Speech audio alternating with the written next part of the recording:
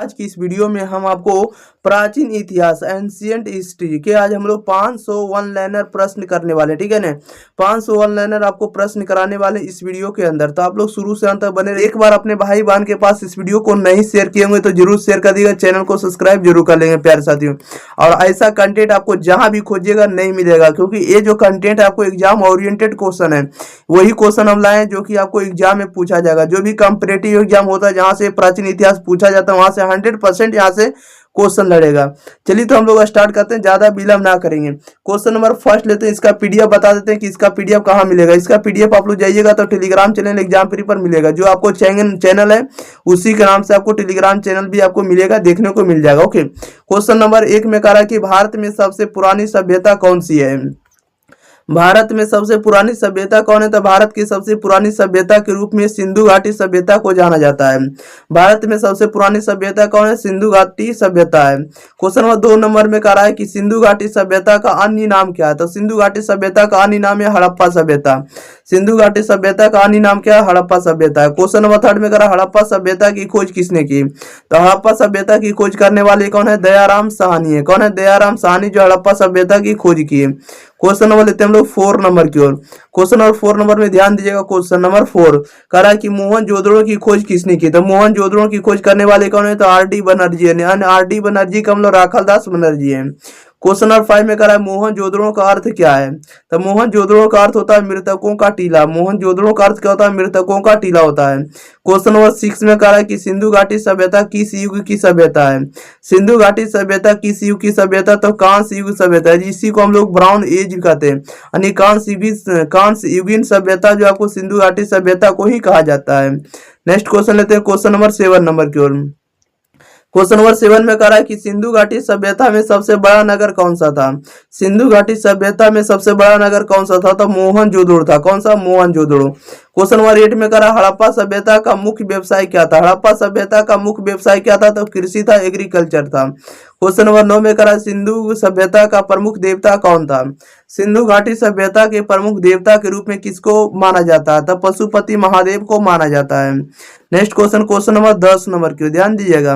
Question number 10 में क्या कह रहा है कि सिंधु सभ्यता में अग्नि पूजा का प्रमाण कहाँ से मिला है, तो अग्नि पूजा का प्रमाण मिला कालीबंगन से। कहाँ से, कालीबंगन से मिला है।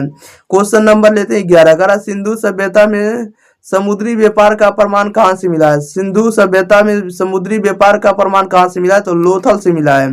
क्वेश्चन नंबर 12 में कह रहा है सिंधु सभ्यता में धान के अवशेष कहाँ से मिले। सिंधु सभ्यता में धान के अवशेष कहाँ से मिले, तो लोथल से मिले। कहाँ से मिले, लोथल से मिले। लोथल कहाँ है, तो गुजरात में। Next question, question number 13। Question number 13 में प्यारे साथियों ध्यान दिएगा। 13 नंबर में क्या कर रहा है, 13 नंबर में कह रहा है सिंधु सभ्यता में घोड़े का अस्थि अवशेष कहाँ से मिला है। सिंधु सभ्यता में घोड़े का अस्थि अवशेष कहाँ से मिला, तो सूरकोटदा से मिला है। क्वेश्चन नंबर 14 में करा सिंधु सभ्यता में सबसे बड़ा गोदाम कहाँ मिला है। सिंधु सभ्यता में सबसे बड़ा गोदाम कहाँ से मिला, तो मोहनजोदड़ो से मिला है। 15 नंबर में करा हड़प्पा सभ्यता का नगर नियोजन किस पर आधारित था। हड़प्पा सभ्यता का नगर नियोजन किस पर आधारित था, तो जल पद्धति से। किसे, तो जाल पद्धति से, ग्रिड पद्धति से आधारित था। ओके, क्वेश्चन नंबर 16 कह रहा है कि सिंधु सभ्यता में मुद्रा किस धातु की थी। सिंधु सभ्यता में मुद्रा किस धातु की बनी होती थी, तांबे या चांदी की बनी होती थी। किसकी, तांबे या चांदी की बनी होती थी सिंधु घाटी सभ्यता में मुद्रा। क्वेश्चन नंबर 17 में कह रहा है हड़प्पा सभ्यता की लिपि किस प्रकार की थी। हड़प्पा सभ्यता की लिपि किस प्रकार की थी, तो चित्र लिपि थी। क्वेश्चन 18 में कह रहा है हड़प्पा सभ्यता में डांसिंग गर्ल मतलब होता है कि नृत्य करती हुई मूर्ति। हड़प्पा सभ्यता में डांसिंग गर्ल्स की मूर्ति जो है किस धातु की बनी होती थी, तो कांस्य की बनी होती थी। क्वेश्चन नंबर 19 में कहा है कि डांसिंग गर्ल की मूर्ति कहाँ से मिली है, तो डांसिंग गर्ल ने नृत्य करती हुई मूर्ति जो है यह लड़की कहाँ से प्राप्त हुई, तो मोहनजोदड़ो से प्राप्त हुई है। 20 में कहा पुरोहित की मूर्ति कहाँ से मिली है, तो पुरोहित की मूर्ति जो आपको कहाँ से मिली है, तो मोहनजोदड़ो से प्राप्त हुई है। क्वेश्चन नंबर लेते हैं हम लोग 21 नंबर की ओर। 21 में करा सिंधु सभ्यता में नालियों की विशेषता क्या थी। सिंधु सभ्यता में नालियों की विशेषता क्या थी, तो ढकी हुई और पकी होती थी। क्वेश्चन नंबर 22 में करा सबसे प्राचीन धान कहाँ से मिला, सबसे प्राचीन धान कहाँ से मिला है, तो चिरांद से मिला। चिरांद कहाँ पड़ता है, बिहार में पड़ता है। 23 में करा सिंधु सभ्यता, सिंधु सभ्यता का पतन कब हुआ, तो सिंधु सभ्यता का पतन हुआ 1500 ईसा पूर्व के आसपास, 1500 बीसी के आसपास जो है सिंधु सभ्यता का पतन हुआ। 24 में करा वैदिक सभ्यता का प्रारंभ किस जाति से हुआ, वैदिक सभ्यता का प्रारंभ जो है किस जाति से हुआ है, तो आर्य जाति से हुआ है। नेक्स्ट क्वेश्चन लेते हैं, क्वेश्चन नंबर 25 नंबर की ओर। 25 नंबर में ध्यान दिएगा, 25 नंबर में क्या करा है, 25 नंबर में कह रहा है कि आर्य भारत में कहाँ से है, आर्य भारत में कहाँ से है, तो मध्य एशिया से है। कहाँ से है, मध्य एशिया से। 26 में करा है कि ऋग्वेद किस भाषा में लिखा गया, ऋग्वेद किस भाषा में लिखा गया, तो संस्कृत भाषा में लिखा गया। 27 में करा है कि सबसे प्राचीन वेद कौन सा है, सबसे प्राचीन वेद कौन सा है, सबसे पुराना तो ऋग्वेद है। 28 में करा है कुल कितने वेद हैं, तो कुल कितने वेद हैं, तो 4 वेद है। कुल कितने वेद हैं, 4 वेद हैं। Next question, question number 29। 29 में करा है कि सामवेद किससे संबंधित है, सामवेद किससे संबंधित है, संगीत से संबंधित है। 30 में करा है यजुर्वेद किससे संबंधित है, यजुर्वेद किससे संबंधित है, तो यज्ञ अनुष्ठान से। यज्ञ अनुष्ठान से कौन सा वेद संबंधित है, यजुर्वेद संबंधित है।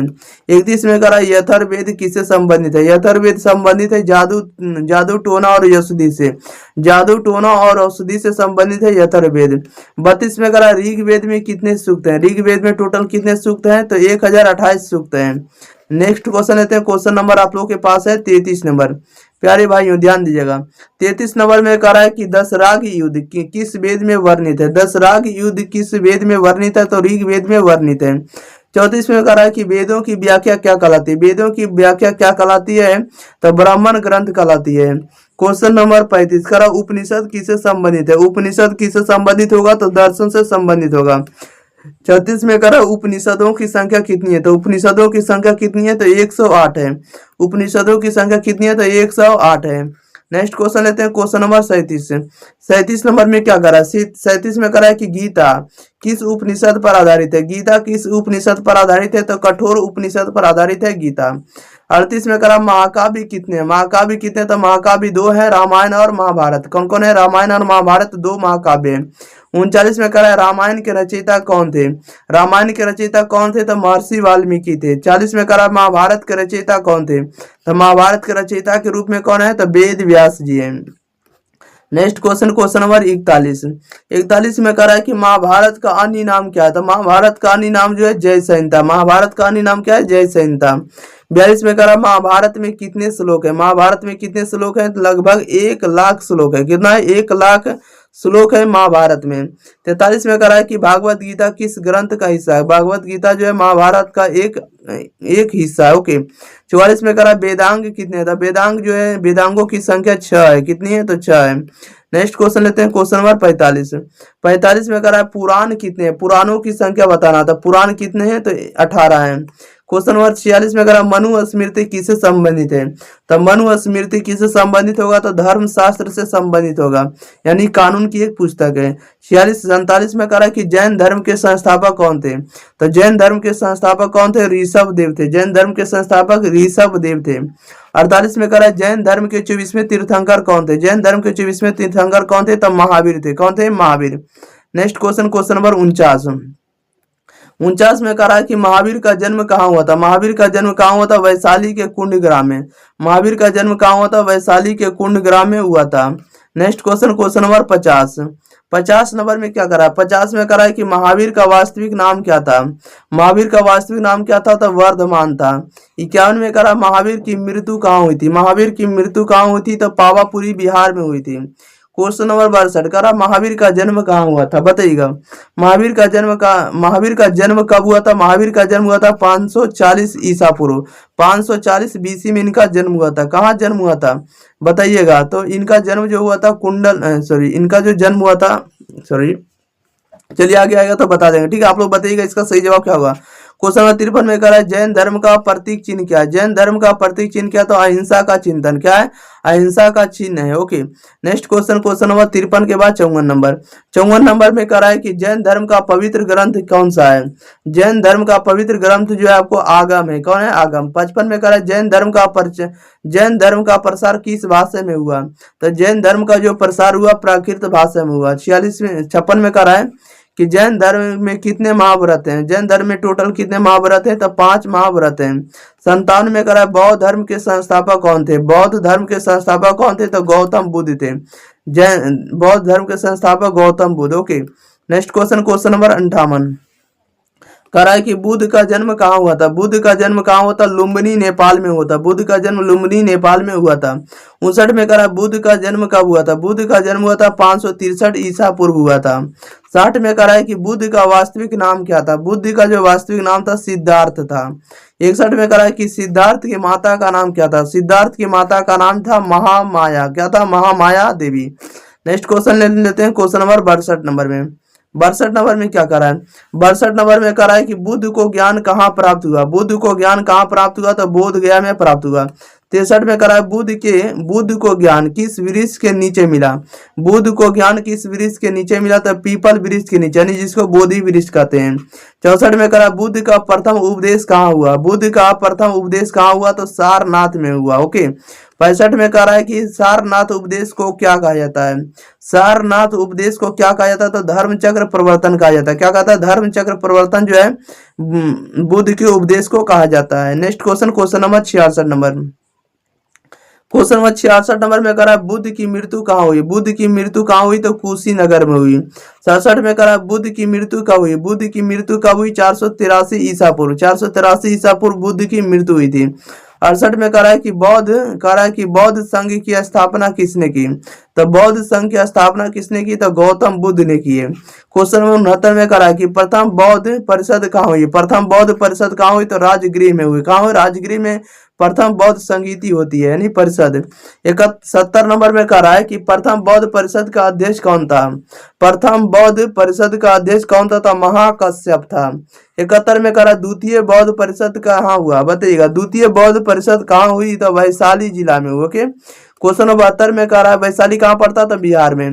72 में कह रहा है तृतीय बौद्ध परिषद कहाँ हुई। तृतीय बौद्ध परिषद कहाँ हुई, तो पटना जिला में। कहाँ हुई, तो पटना में, यानी पाटलिपुत्र में हुई। नेक्स्ट क्वेश्चन लेते हैं, क्वेश्चन नंबर 73 नंबर में। 73 नंबर में कह रहा है कि तृतीय बौद्ध परिषद का अध्यक्ष कौन था। तृतीय बौद्ध परिषद का अध्यक्ष कौन था, तो मोगली पुत्र तिस्य था। कौन था, मोगली पुत्र तिस्य जो था तृतीय बौद्ध संगीति का अध्यक्ष था। Okay, next question, question number 74 number में क्या कह रहा है कि चौथी बौद्ध संगीति, चौथी बौद्ध परिषद कहाँ हुई, तो कश्मीर में हुई। 75 में कह रहा है कि अशोक धर्म किस धर्म को अपनाया था, बताइएगा। अशोक किस धर्म को अपनाया था, तो बौद्ध धर्म को अपनाया था। क्वेश्चन नंबर 76 में कह रहा है कि अशोक के राज्य का विस्तार कहाँ तक था, बताइएगा। अशोक के राज्य का विस्तार कहाँ तक था, तो काबुल से लेकर मैसूर तक। कहाँ से, काबुल से लेकर के मैसूर तक अशोक का राज्य विस्तार था। ओके, 77 में कह रहा है कलिंग युद्ध कब हुआ था। कलिंग युद्ध हुआ था 261 ईसा पूर्व। कलिंग युद्ध कब हुआ था, 261 ईसा पूर्व कलिंग युद्ध हुआ था। Next question, question number 78। चलिए 78 नंबर में क्या करा, 78 नंबर में कह रहा है कि अशोक के अभिलेख किस लिपि में है। अशोक के अभिलेख जो है किस लिपि में, तो ब्राह्मी लिपि में। 79 में कह रहा है कि अशोक के अभिलेख किस भाषा में। अशोक के अभिलेख जो है किस भाषा में, तो प्राकृत भाषा में। 80 में कह रहा है कि अशोक के सिंह स्तंभ का प्रतीक कहाँ से लिया गया, बताइएगा। अशोक के सिंह स्तंभ का प्रतीक कहाँ से लिया गया है, तो सारनाथ से लिया गया है। 81 में कह रहा है कि मौर्य वंश के संस्थापक कौन थे, तो मौर्य वंश के संस्थापक थे चंद्रगुप्त मौर्य थे। मौर्य वंश के संस्थापक कौन थे, Chandragupta Maurya. Question number 82 number में कह रहा है कि चंद्रगुप्त मौर्य का गुरु कौन था। चंद्रगुप्त मौर्य का गुरु कौन था, तो चाणक्य था। 83 में कहा चाणक्य का अन्य नाम क्या था। चाणक्य का अन्य नाम जो था कौटिल्य विष्णुगुप्त था। क्या था, चाणक्य का अन्य नाम कौटिल्य विष्णुगुप्त था। 84 में कह रहा है कौटिल्य का प्रसिद्ध ग्रंथ कौन सा है। कौटिल्य का प्रसिद्ध ग्रंथ कौन सा, तो अर्थशास्त्र है। कौन सा, अर्थशास्त्र।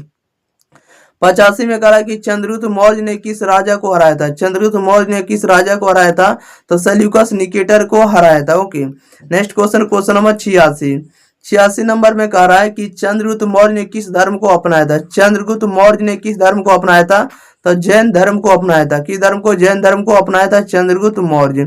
क्वेश्चन नंबर लेते हैं 87 नंबर में कह रहा है कि बिंदुसार का अन्य नाम क्या है। बिंदुसार का अन्य नाम क्या था, अमित्र घात है। क्या था, अमित्र घात है। ओके, अमित्र, इसको लिख लीजिएगा, अमित्र घात। ओके, बिंदुसार का जो बिंदुसार का जो अन्य नाम है अमित्र घात है। ओके, याद रखिएगा, चलिए प्यारे साथियों अगले क्वेश्चन लेते हैं। क्वेश्चन नंबर 88 नंबर पे कह रहा है बिंदुसार ने किसे राज्य सुयज्ञ करवाया था। बिंदुसार ने किससे राज्य सुयज्ञ करवाया था, तो चाणक्य से करवाया था।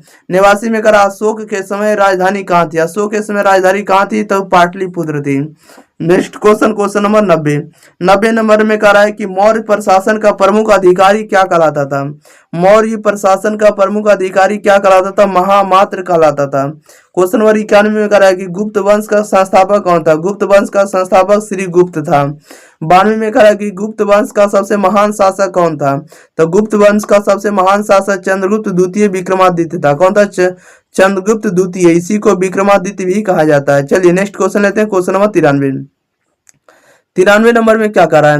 93 नंबर में कह रहा है कि गुप्त काल का स्वर्ण युग किसे कहा जाता है। गुप्त काल का स्वर्ण युग किसे कहा जाता है, तो चंद्रगुप्त द्वितीय के काल को स्वर्ण युग कहा जाता है। 94 में कह रहा है कि विक्रमादित्य ने नवरत्नों में कालिदास कौन थे। तो देखिएगा जब इसमें से बात आएगा विक्रमादित्य के बारे में और नवरत्नों में कालिदास कौन थे, तो कालिदास एक प्रकार के कवि थे। 95 में कह रहा है कालिदास की प्रसिद्ध कृति कौन सी है। कालिदास की प्रसिद्ध कृति कौन है, तो अभिज्ञान शाकुंतलम है। अभिज्ञान शाकुंतलम किसकी कृति है, तो कालिदास की कृति है। 96 में कह रहा है कि आर्यभट्ट किस काल में हुए थे। आर्यभट्ट किस काल में हुए थे, तो गुप्त काल में हुए थे। ओके नेक्स्ट क्वेश्चन लेते हैं। क्वेश्चन नंबर 97 नंबर में कह रहा है कि गुप्त काल की मुख्य मुद्रा क्या है, बताइएगा। कह रहा है कि गुप्त काल की मुख्य मुद्रा क्या थी, तो स्वर्ण मुद्रा थी। 98 में कहा है कि गुप्त काल की राजधानी कहाँ थी, तो गुप्त काल की राजधानी पाटलिपुत्र थी। गुप्त काल की राजधानी कहाँ थी, तो पाटलिपुत्र। Next question number 100। चलिए क्वेश्चन नंबर यहाँ पर कितना है, तो 199 नंबर कराएंगे, 100 नंबर 99 और कितना 100। कह रहा है कि इलाहाबाद प्रशस्ति किसने लिखी है, तो हरिसेन ने। और अगला नंबर है कि हर्षवर्धन का राज्य कहाँ हुआ था। हर्षवर्धन का राज्य कहाँ हुआ था, राज्याभिषेक कहाँ हुआ था, इनका राज्य कहाँ करता था, कन्नौज में राज्य करता था। ओके हर्षवर्धन का राज्य कहाँ था, तो कन्नौज था, याद रखिएगा। 101 नंबर में कह रहा है कि हर्षवर्धन किस वंश से संबंधित है।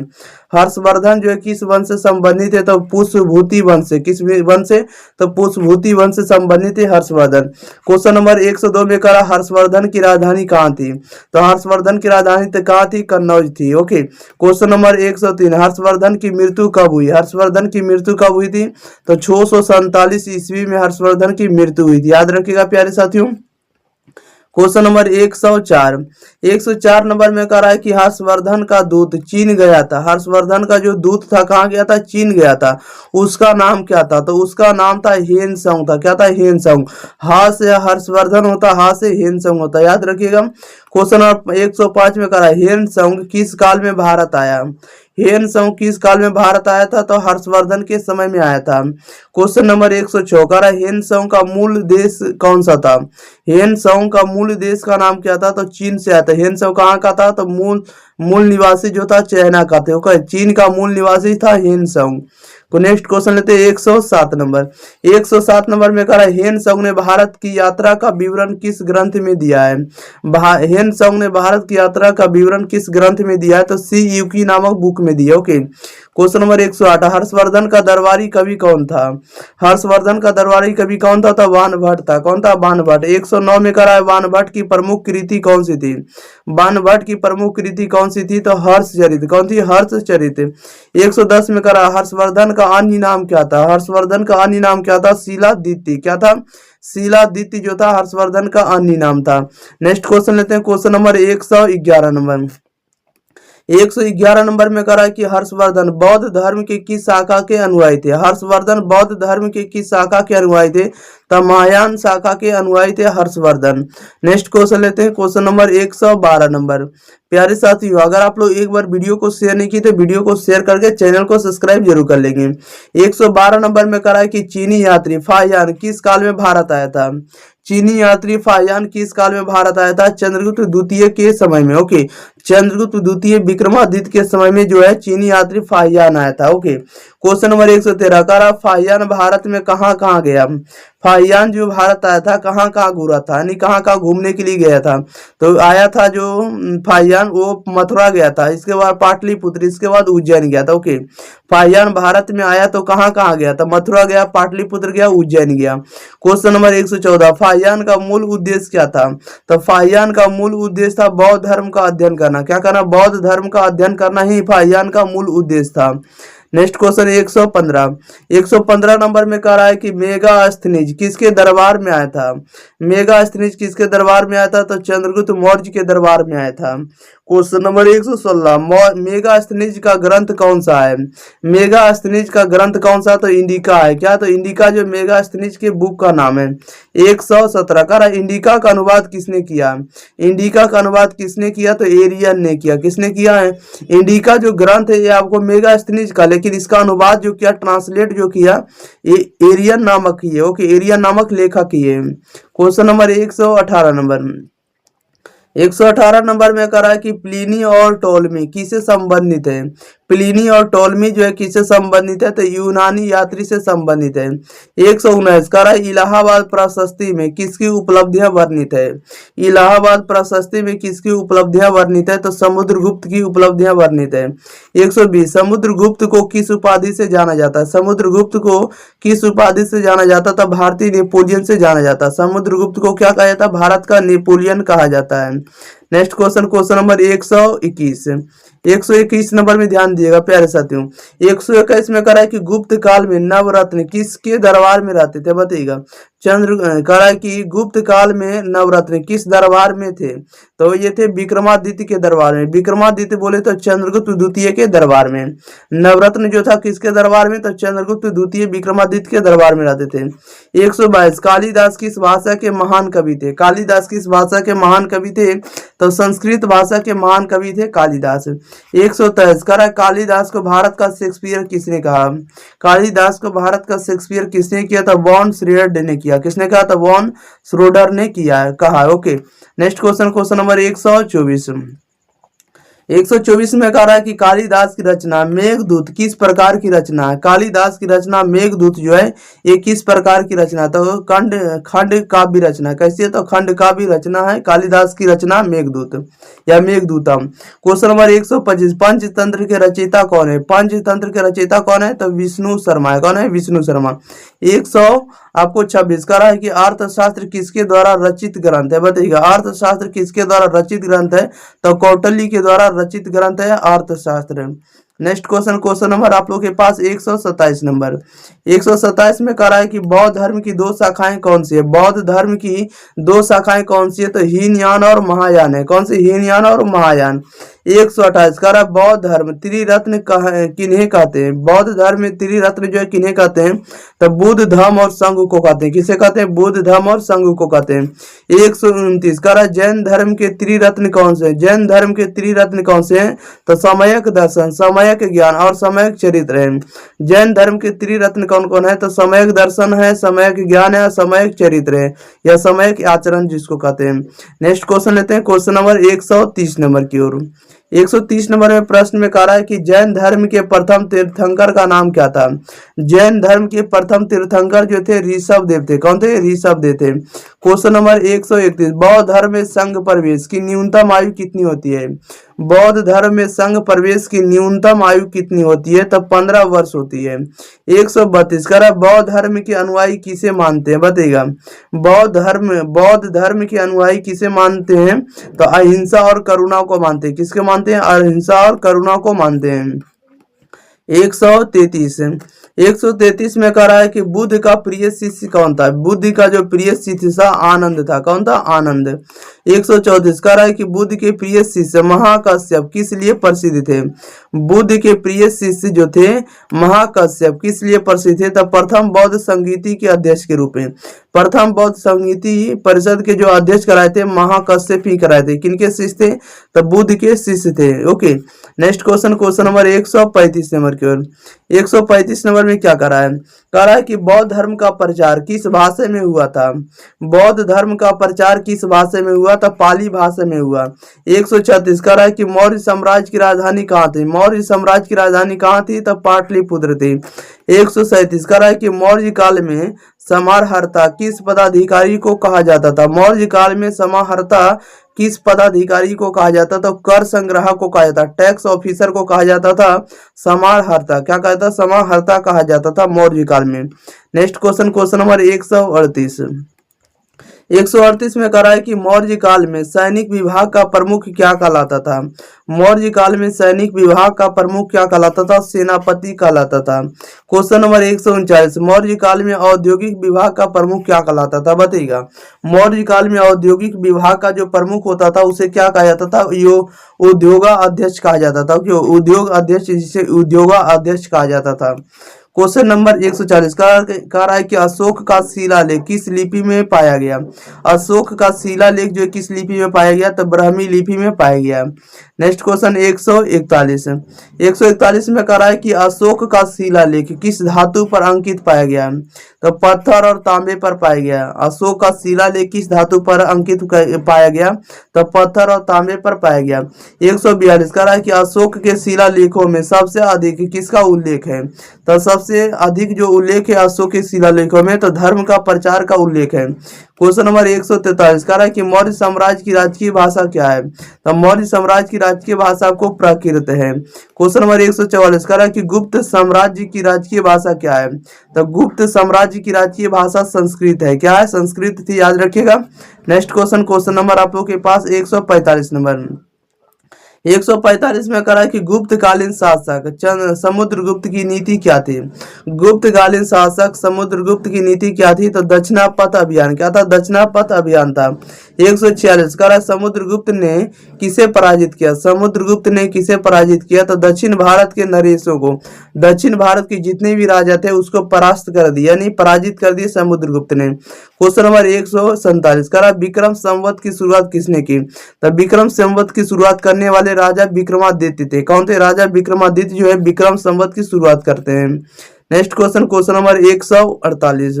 148 में कह रहा है कि शाक ने लिखेगा। शक क्या कह रहा है? शक संवत की शुरुआत किसने की? तो शक संवत की शुरुआत करने वाले कौन है? तो ये आपको शालिवाहन है। क्या है? शालिवाहन या सातवाहन जिसको कहते हैं। क्वेश्चन नंबर 149 कह रहा शक संवत किस वर्ष शुरू हुआ? तो शक संवत शुरू हुआ 78 ईस्वी में। कब हुआ? 78 ईस्वी में शक संवत की शुरुआत होती है। 150 विक्रम संवत किस वर्ष शुरू हुआ? विक्रम संवत शुरू हुआ 57 ईसा पूर्व, यानी ईसा मसीह के जन्म से 57 वर्ष पहले विक्रम संवत की शुरुआत होती है। Next question, question number 151। 151 में क्या कह रहा है? इल्तुतमिश ने किस संवत को राजकीय संवत बनाया है? बताइएगा। इल्तुतमिश ने किस संवत को राजकीय संवत बनाया था? तो शक संवत को बनाया था। 152 भारत में सर्वप्रथम सिक्कों का प्रयोग किसने किया? भारत में सर्वप्रथम सिक्कों का प्रयोग किसने किया था? महाजनपदों ने किया था। 153 कह रहा भारत में सबसे प्राचीन सिक्के किस धातु के होते थे? भारत में सबसे प्राचीन सिक्के किस धातु के होते थे? चांदी के होते थे। किसके होते थे? चांदी के। Next question, question number 154। 154 में क्या कह रहा है कि सबसे पहले स्वर्ण मुद्रा किस काल में जारी हुई? सबसे पहले स्वर्ण मुद्रा किस काल में जारी हुई? तो गुप्त काल में जारी हुई। 155 कह रहा है कि चंद्रगुप्त द्वितीय को किस उपाधि से जाना जाता है? चंद्रगुप्त द्वितीय को किस उपाधि से जाना जाता था? विक्रमादित्य की उपाधि से जाना जाता है। 156 कह रहा है गुप्त शासक कुमार गुप्त ने किसकी स्थापना की? गुप्त शासक कुमार गुप्त ने किसकी स्थापना की? तो नालंदा विश्वविद्यालय की स्थापना की। 157 कह रहा नालंदा विश्वविद्यालय कहाँ स्थित है? नालंदा विश्वविद्यालय कहाँ स्थित है? तो बिहार में स्थित है। Okay. Next question, question number 158। 158 में कह रहा है कि नालंदा विश्वविद्यालय की स्थापना कब हुई? नालंदा विश्वविद्यालय की स्थापना कब हुई? तो 5वीं शताब्दी ईसा पूर्व में। 5वीं शताब्दी में नालंदा विश्वविद्यालय की स्थापना होती है। 159 नालंदा विश्वविद्यालय के समय कौन सा चीनी यात्री भारत आया? नालंदा विश्वविद्यालय के समय कौन सा चीनी यात्री भारत आया था? तो हेन सोंग आया था। कौन आया था? हेन सोंग। और ये हर्षवर्धन के दरबार में आया था। Next question, question number 160। 160 में क्या कह रहा है कि हेन सोंग ने नालंदा विश्वविद्यालय का वर्णन कहाँ किया है? हेन सोंग ने नालंदा विश्वविद्यालय का वर्णन कहाँ किया, उल्लेख कहाँ किया? तो सी युकी नामक पुस्तक में किया है। क्वेश्चन नंबर 161 भारत में तक्षशिला विश्वविद्यालय की स्थापना किसने की? तो तक्षशिला विश्वविद्यालय की स्थापना भारत में किसने की है? तो गांधार नरेश ने की है। क्वेश्चन नंबर 162, तक्षशिला विश्वविद्यालय कहाँ स्थित है? तक्षशिला विश्वविद्यालय कहाँ है? तो पाकिस्तान में है।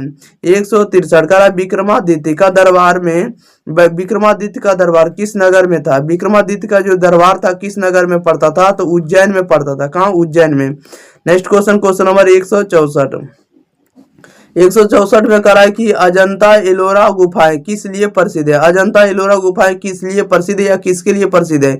तो चित्रकला और मूर्ति कला के लिए प्रसिद्ध है।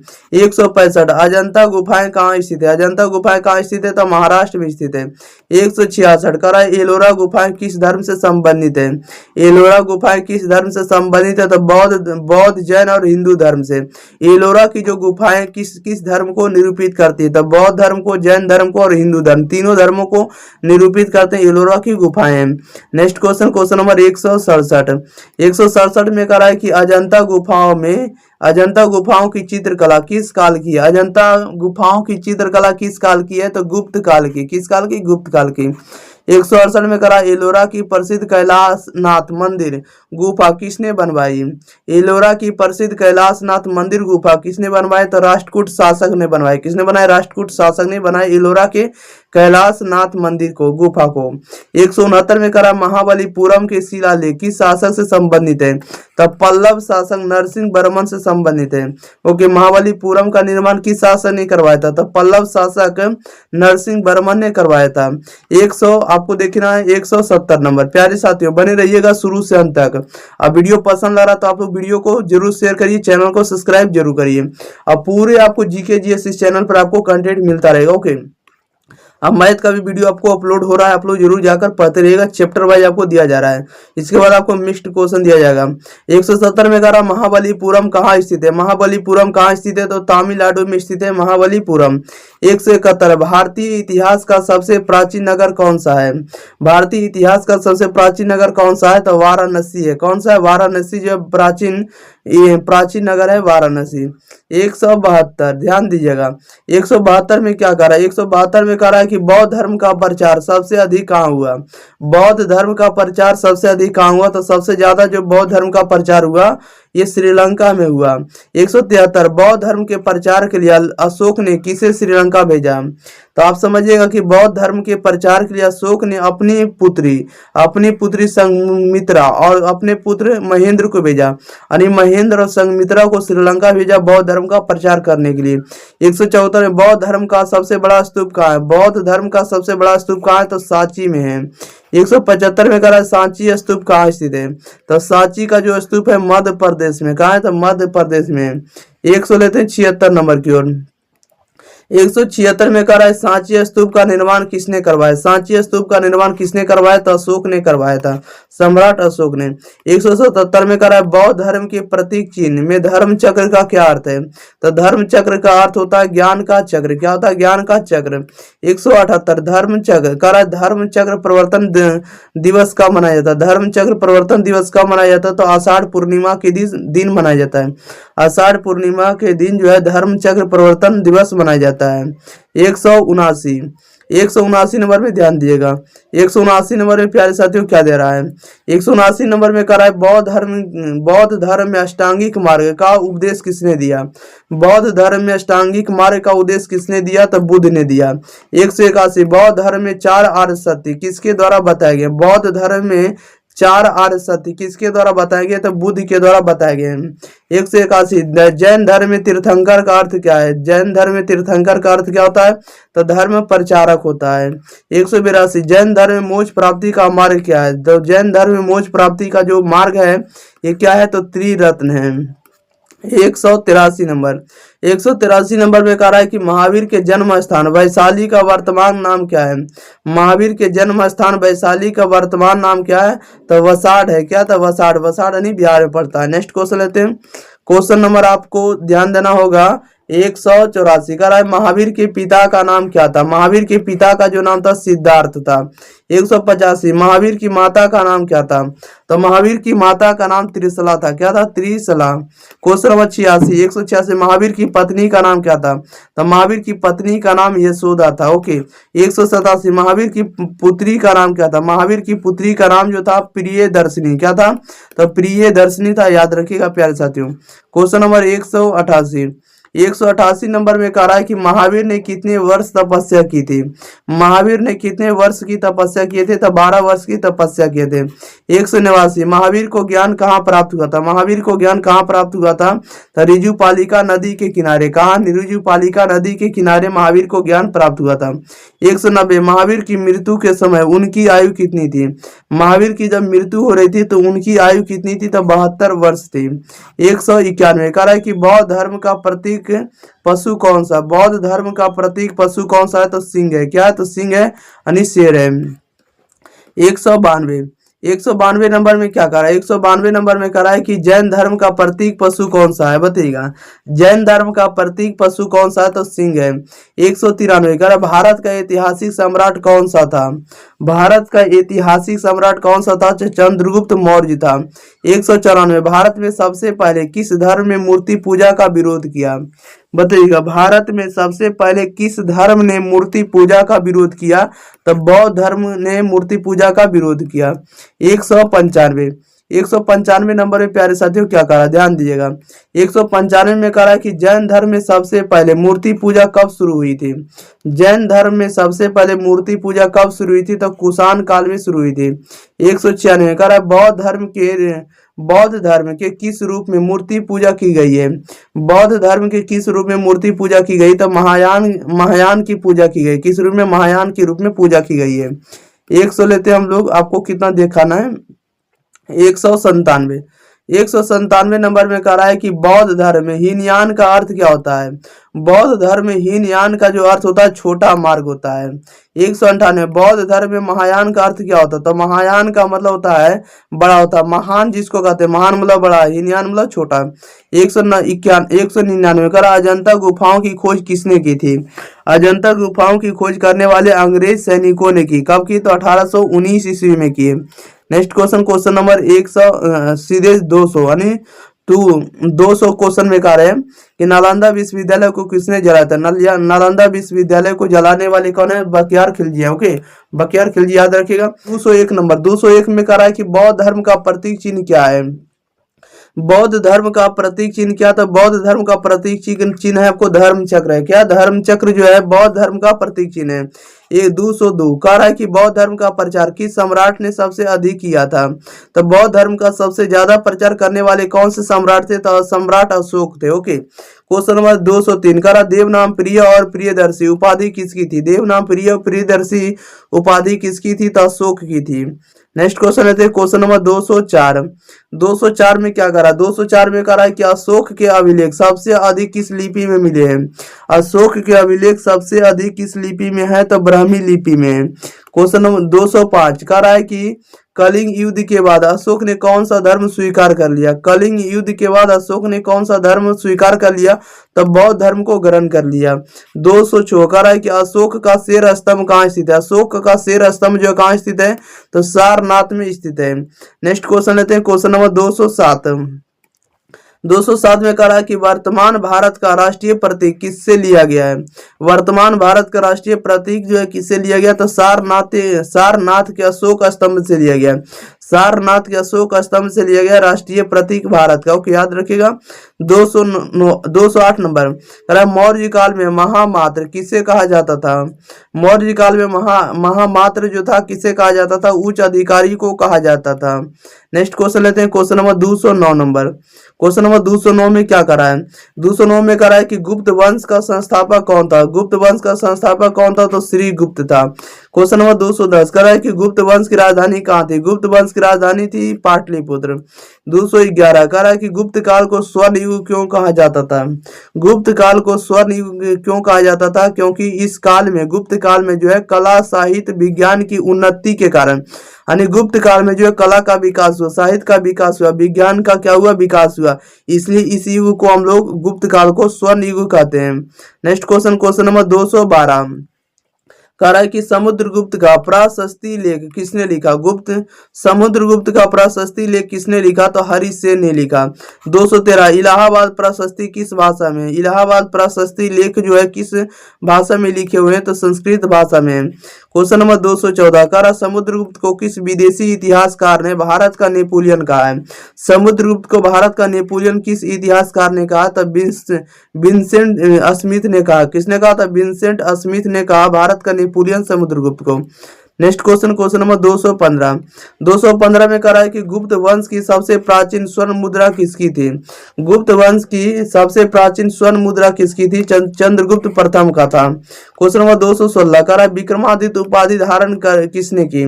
विक्रमादित्य उपाधि किसने धारण की, तो चंद्रगुप्त द्वितीय ने उपाधि धारण की। क्वेश्चन नंबर 217 कालिदास किसके दरबार में नवरत्न थे। कालिदास किसके दरबार में नवरत्न थे, तब विक्रमादित्य के दरबार में नवरत्न थे। क्वेश्चन नंबर 218 कह रहा है कि आर्यभट्ट किसके समय में हुए। आर्यभट्ट किसके समय में हुए, तो चंद्रगुप्त द्वितीय के दरबार में हुए, या चंद्रगुप्त द्वितीय के समय में आर्यभट्ट जन्म लिए थे। ओके, नेक्स्ट क्वेश्चन लेते हैं, क्वेश्चन नंबर 219 नंबर की ओर।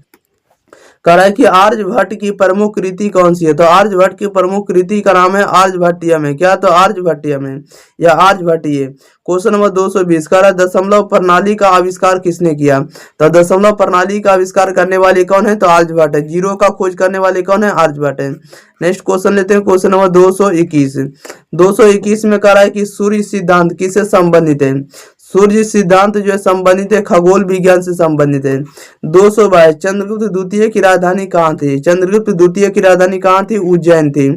क्वेश्चन नंबर 223 कह रहा है कि कुमार गुप्त ने किस विश्वविद्यालय की स्थापना की। कुमार गुप्त ने किस विश्वविद्यालय की स्थापना की, तो नालंदा विश्वविद्यालय की स्थापना की। नेक्स्ट क्वेश्चन लेते हैं, क्वेश्चन नंबर 224 में कह रहा है कि नालंदा विश्वविद्यालय किस लिए प्रसिद्ध था। नालंदा विश्वविद्यालय किस लिए प्रसिद्ध था, तो बौद्ध अध्ययन के लिए। बौद्ध अध्ययन के लिए यानी बौद्ध धर्म का अध्ययन करने के लिए नालंदा विश्वविद्यालय प्रसिद्ध था। प्यारे साथियों, हम बता देते हैं कि इस वीडियो में आपको 201 से लेकर के 300 प्रश्न तक हम आपको इस वीडियो में कवर करने वाले हैं, यानी इसमें से हम आपको 100 ऑब्जेक्टिव कवर करेंगे। ओके, तो चलिए शुरू से अंत तक बने रहिएगा। वीडियो को शेयर नहीं किए तो वीडियो को जरूर शेयर कर देंगे। चैनल को सब्सक्राइब नहीं करेंगे तो चैनल को सब्सक्राइब कर वीडियो को लाइक जरूर करेंगे। कमेंट बॉक्स में जरूर बताएंगे कि वीडियो आपको कैसा लग रहा है। 225 में कह रहा है कि हेन सांग किस शासक के समय में भारत आया था।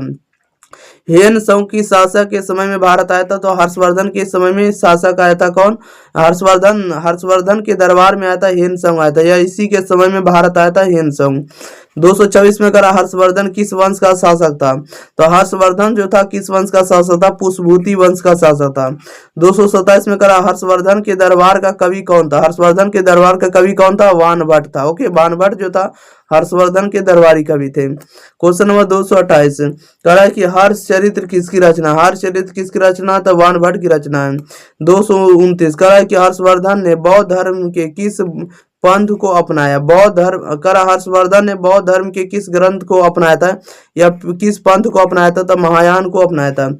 230 में करा है कि हर्षवर्धन की मृत्यु कब हुई। हर्षवर्धन की मृत्यु कब हुई, तो 647 ईस्वी में मृत्यु हुई थी। नेक्स्ट क्वेश्चन, क्वेश्चन नंबर 231 करा है कि हर्षवर्धन के बाद कन्नौज पर किसका अधिकार हो गया।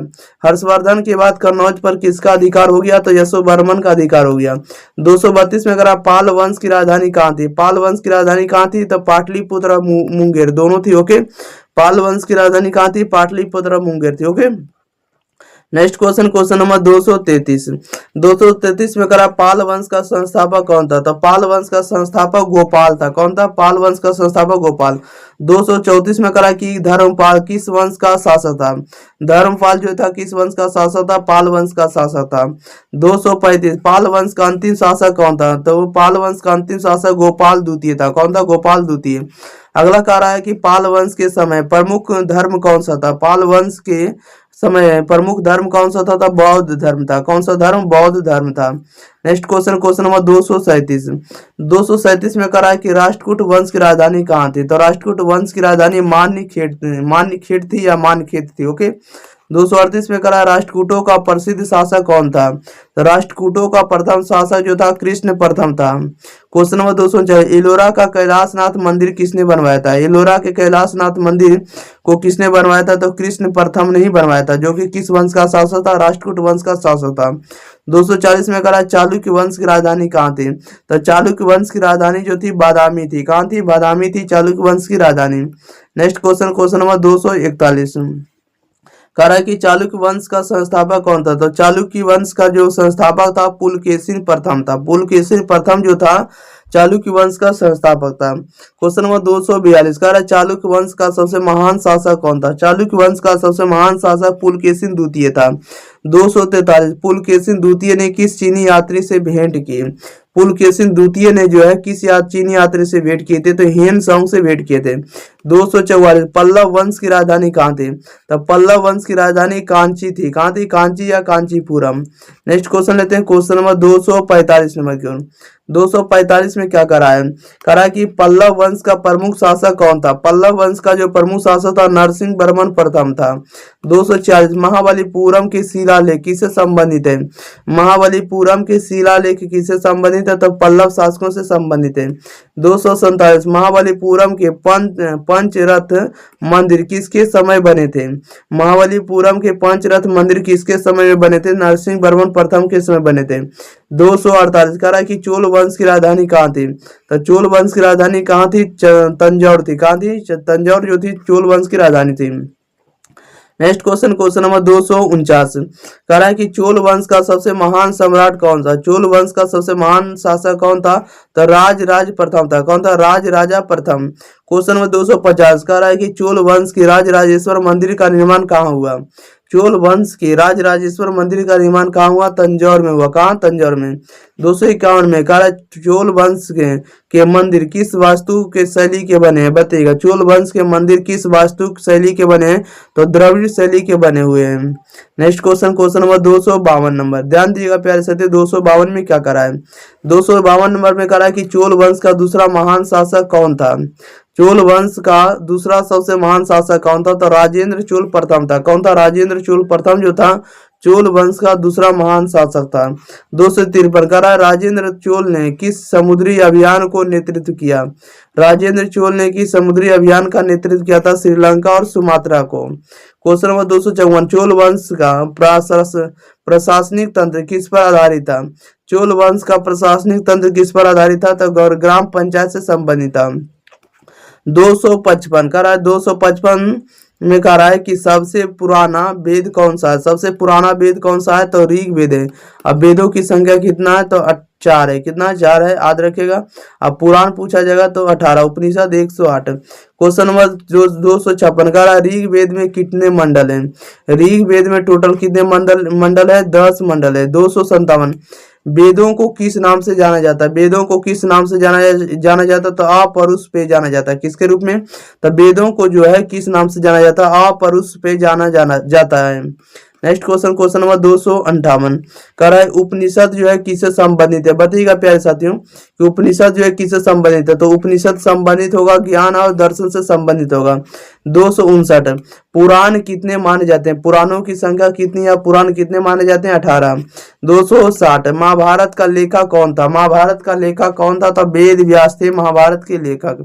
261 रामायण किसने लिखा?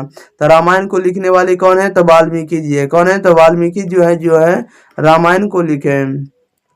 नेक्स्ट क्वेश्चन, क्वेश्चन नंबर 262 कह रहा है कि महाभारत का अन्य नाम क्या था? महाभारत का अन्य नाम क्या था? तो जय संहिता था। 263 महाभारत में कितने श्लोक हैं? महाभारत में कितने श्लोक हैं? लगभग 1 लाख श्लोक हैं। 264 भागवत गीता किस ग्रंथ का हिस्सा है, बताइएगा। भागवत गीता किस ग्रंथ का हिस्सा है, तो महाभारत का एक हिस्सा है। 265 करा वेदांग कितने हैं, तो वेदांगों की संख्या कितनी है, तो 6 है। नेक्स्ट क्वेश्चन लेते हैं, क्वेश्चन नंबर 266। 266 में कह रहा है कि वेदांग वेदांग में शिक्षा का अर्थ क्या होता है, वेदांग में शिक्षा का अर्थ क्या होता है, उच्चारण होता है।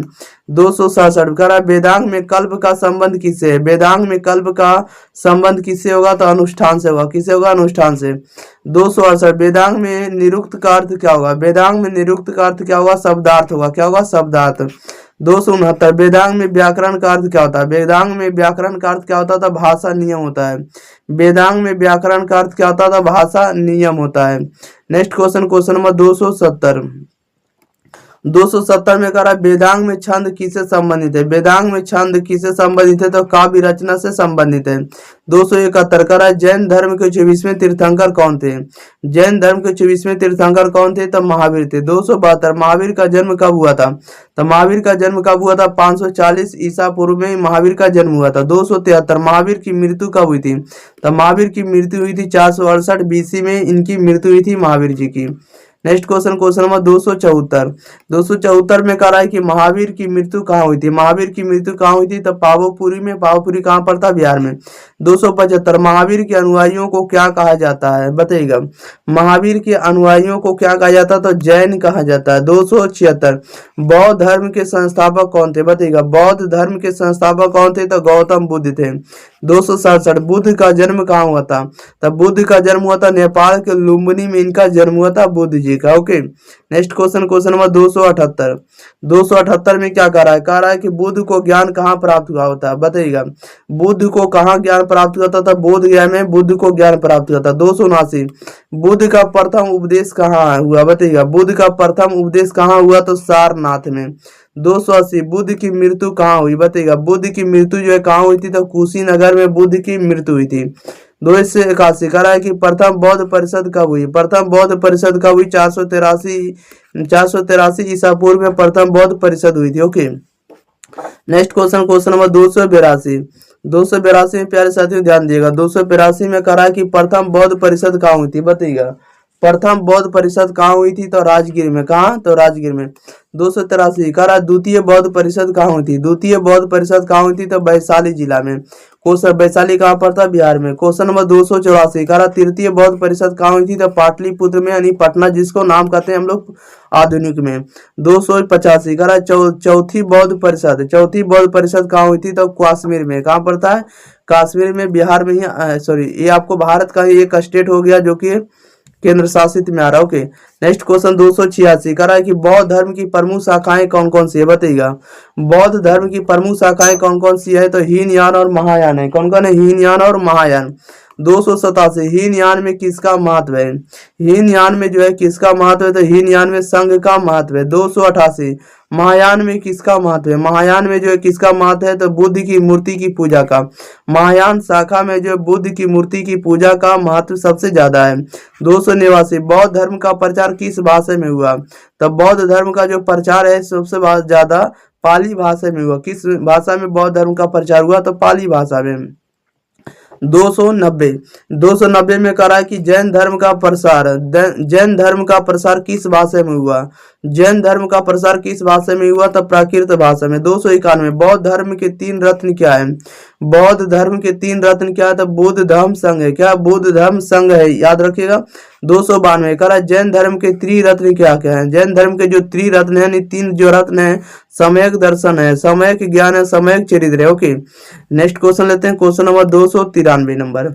चलिए 293 नंबर में क्या कह रहा है प्यारे साथियों, 293 में कह रहा है कि भारत का सबसे पुराना विश्वविद्यालय कौन सा था, भारत का सबसे पुराना विश्वविद्यालय कौन सा था, तो तक्षशिला था। कौन सा, तक्षशिला। 294 कह रहा तक्षशिला किसके राज्य में था, तक्षशिला किसके राज्य में था, तो तक्षशिला जो था गांधार राज्य में था। नेक्स्ट क्वेश्चन लेते हैं, क्वेश्चन नंबर 295। चलिए 295 में क्या कह रहा है कि नालंदा विश्वविद्यालय कहाँ स्थित है। नालंदा विश्वविद्यालय कहाँ स्थित है। नालंदा विश्वविद्यालय जो है बिहार में स्थित है। 296 विक्रम संवत की स्थापना किसने की। विक्रम संवत की स्थापना किसने की तो विक्रमादित्य ने स्थापना की। 297 शक संवत की स्थापना किसने की। शक संवत की स्थापना करने वाले कौन है तो शालिवाहन है। शालिवाहन को हम लोग सातवाहन कहते हैं। 298 कह रहा है कि हर्षवर्धन की राजधानी कहाँ थी तो हर्षवर्धन की राजधानी कहाँ थी कन्नौज थी। हर्षवर्धन की राजधानी कहाँ थी कन्नौज थी, याद रखिएगा। चलिए 299 में कह रहा है कि समुद्रगुप्त की राजधानी कहाँ थी, बताइएगा। समुद्रगुप्त की राजधानी कहाँ थी तो पाटलिपुत्र। कहाँ थी पाटलिपुत्र थी समुद्रगुप्त की राजधानी। 300 नंबर में कह रहा है कि चंद्रगुप्त मौर्य की राजधानी कहाँ थी तो चंद्रगुप्त मौर्य की राजधानी पाटलिपुत्र थी। कहाँ थी पाटलिपुत्र, जो कि आपको बिहार में पड़ता है। ओके, बिहार की राजधानी पटना, वही पटना का प्राचीन नाम जो था पाटलिपुत्र था, याद रखिएगा। तो चंद्रगुप्त मौर्य जो शासन किया था पटना में ही किया था, नहीं पाटलिपुत्र में किया था। ओके, याद रखिएगा। 301 में कह रहा है कि चाणक्य का अन्य नाम क्या था। चाणक्य का जो अन्य नाम था क्या था कौटिल्य था। चाणक्य का अन्य नाम क्या था कौटिल्य था। 302 में कह रहा है चाणक्य किसका गुरु था। चाणक्य जो था किसका गुरु था तो चंद्रगुप्त मौर्य का गुरु था। चाणक्य किसका गुरु था चंद्रगुप्त मौर्य का गुरु था। 303 में कह रहा है कि चाणक्य ने किस ग्रंथ की रचना की। चाणक्य ने किस ग्रंथ की रचना की तो अर्थशास्त्र की। चाणक्य ने किस ग्रंथ की रचना की तो अर्थशास्त्र की रचना की। नेक्स्ट क्वेश्चन नंबर 304 में कह रहा है कि चंद्रगुप्त मौर्य ने किसे हराया था। चंद्रगुप्त मौर्य ने किसे हराया था सेल्यूकस निकेटर को। ओके, चंद्रगुप्त मौर्य ने किसे हराया था तो सेल्यूकस को हराने वाले हैं। ओके, याद रखिएगा। नेक्स्ट क्वेश्चन नंबर 305 में कह रहा है कि सेल्यूकस का दूत कौन था। सेल्यूकस का दूत कौन था तो मेगास्थनीज था। सेल्यूकस का दूत जो था कौन था मेगास्थनीज। मेगास्थनीज ने किस ग्रंथ की रचना की, बताइएगा। मेगास्थनीज ने किस ग्रंथ की रचना की तो इंडिका की। 307 में करा बिंदुसार किसका पुत्र था। बिंदुसार किसका पुत्र था तो चंद्रगुप्त मौर्य का पुत्र था। 308 नंबर में करा कि अशोक किसका पुत्र था, बताइएगा प्यारे साथियों कि अशोक किसका पुत्र था तो अशोक जो था बिंदुसार का पुत्र था। Okay, next question number 309 number में क्या कह रहा है कि अशोक ने किस युद्ध के बाद बौद्ध धर्म अपनाया था।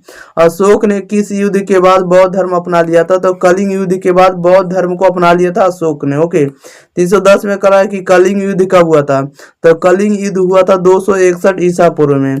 311 में कह रहा अशोक के शिलालेख किस लिपि में। अशोक के शिलालेख किस लिपि में मिलते हैं तो ब्राह्मी लिपि में मिलते हैं। 312 में कह रहा अशोक का सिंह स्तंभ किस स्थान से मिला। अशोक का सिंह स्तंभ किस स्थान से मिला तो सारनाथ से मिला है। नेक्स्ट क्वेश्चन नंबर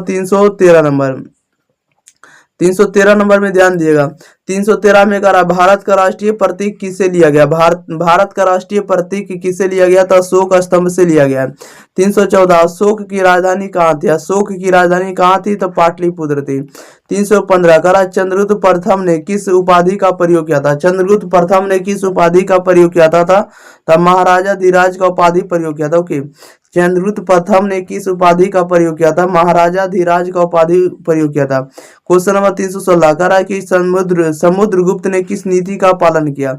समुद्रगुप्त ने किस नीति का पालन किया तो दिग्विजय का पालन किया। किस विजय का तो दिग्विजय का पालन किया।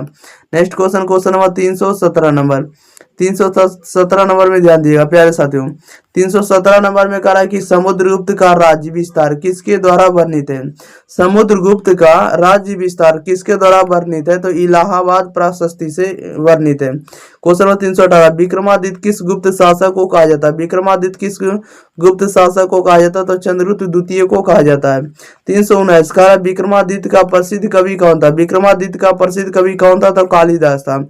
ये 320 कहा आर्यभट्ट किस काल के गणितज्ञ थे। आर्यभट्ट किस काल के गणितज्ञ थे तो गुप्त काल के गणितज्ञ थे। नेक्स्ट क्वेश्चन नंबर 320 नंबर में क्या कह रहा है कि वानभट्ट किसके दरबार में थे। वानभट्ट किसके दरबार में थे तो हर्षवर्धन के दरबार में थे। 322 कह रहा हर्षचरित किसकी जीवनी। हर्षचरित किसकी जीवनी है तो हर्षवर्धन की जीवनी है। 323 कह रहा चीनी यात्री फायान किसके समय में आया था। चीनी यात्री फायान किसके समय आया था तो चंद्रगुप्त द्वितीय के समय में आया था। 324 कह रहा चीनी यात्री हेनसाओ किसके समय आया था। चीनी यात्री हेनसाओ किसके समय आया था तो हर्षवर्धन के समय में आया था। नेक्स्ट क्वेश्चन नंबर 325 में कह रहा है नालंदा विश्वविद्यालय की स्थापना किसने की। नालंदा विश्वविद्यालय की स्थापना किसने की तो कुमार गुप्त ने। क्वेश्चन नंबर 326, नालंदा विश्वविद्यालय को किसने जलाया था? नालंदा विश्वविद्यालय को जलाने वाले कौन है? तो बख्तियार खिलजी है। ओके। 327 में कह रहा है तक्षशिला विश्वविद्यालय किस क्षेत्र में था? तो नालंदा तक्षशिला विश्वविद्यालय जो था किस क्षेत्र में था? गांधार क्षेत्र में था। 358, अजंता गुफाएं किस काल में बनी थी? बताइएगा। अजंता गुफाएं किस काल में बनी थी? तो गुप्त काल में बनी थी अजंता की गुफाएं। Next question, question number 329 number 329 में करा है कि एलोरा गुफाएं किनसे संबंधित है? एलोरा गुफाएं किनसे संबंधित है? तो बौद्ध, जैन और हिंदू से। एलोरा की गुफाएं बौद्ध धर्म, जैन धर्म और हिंदू धर्म से संबंधित है। नेक्स्ट क्वेश्चन लेते हैं, क्वेश्चन नंबर 330 नंबर में कह रहा है महाबलीपुरम की शासक से संबंधित है। महाबलीपुरम की शासक से संबंधित है तो बल्लभ वंश से संबंधित है। 331 कह रहा है कि चोल वंश की राजधानी कहाँ थी? चोल वंश की राजधानी कहाँ थी? तो तंजौर थी। तो चोल वंश की राजधानी कहाँ? तंजौर थी। Okay. Next question, question number 332 कह रहा है कि चोल वंश के प्रसिद्ध शासक कौन थे? चोल वंश के प्रसिद्ध शासक कौन थे? तो राज राजा प्रथम और राजेंद्र चोल थे। कौन थे? राज राजा प्रथम और Rajendra Chola. Okay. Next question, question number 333 number की ओर। 333 में क्या कह रहा है? कह रहा है कि तंजौर का राजराजेश्वर मंदिर किसने बनवाया था? तंजौर का राजराजेश्वर मंदिर किसने बनवाया था? तो राज राजा चोल ने बनवाया था। 334 कह रहा है चोल वंश के प्रशासन में ग्राम पंचायत की भूमिका क्या थी? चोल वंश के प्रशासन में ग्राम पंचायत की भूमिका क्या थी? तो स्थानीय शासन थी। 335 कह रहा है चोल वंश किस वास्तु शैली के लिए प्रसिद्ध था? चोल वंश किस वास्तु शैली के लिए प्रसिद्ध था? तो द्रविड़ शैली के लिए प्रसिद्ध था। Okay. Next question, question number 336 number में कह रहा है एलोरा का कैलाशनाथ मंदिर किसने बनवाया था? एलोरा का कैलाशनाथ मंदिर किसने बनवाया था? तो राष्ट्रकूट शासक कृष्ण प्रथम ने।